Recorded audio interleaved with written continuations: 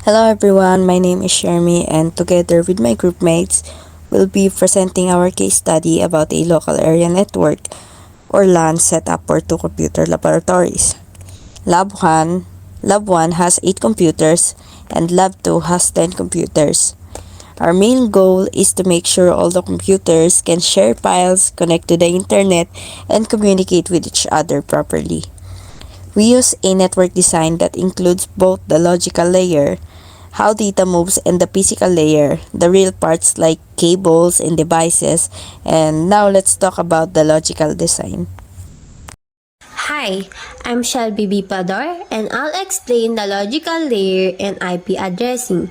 In each lab, we use star topology.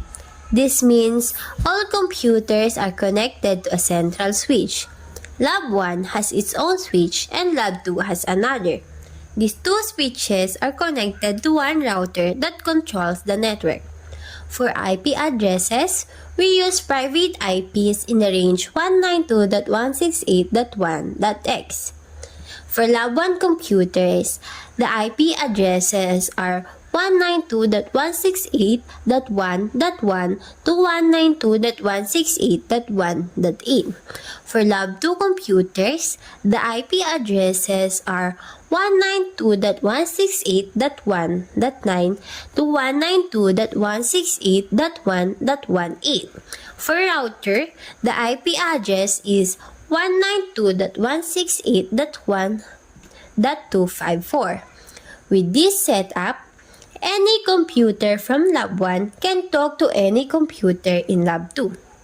Here's an example. If PC1 in Lab 1 wants to send data to PC2 in Lab 2, the data goes to the Lab 1 switch, then it goes to the router.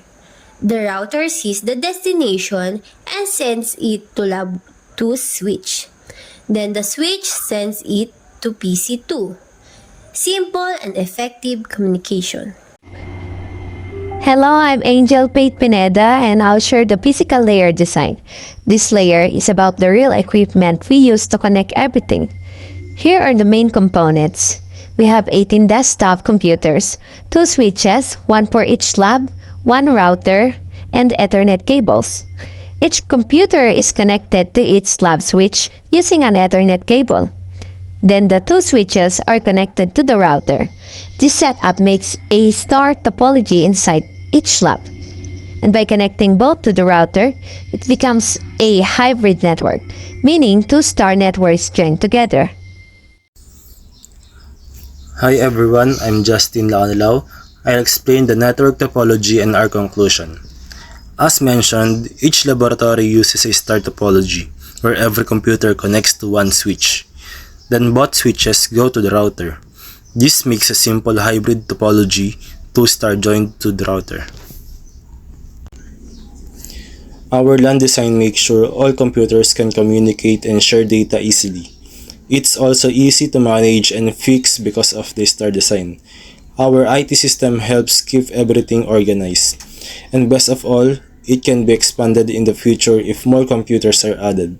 And that's all. Thank you for listening.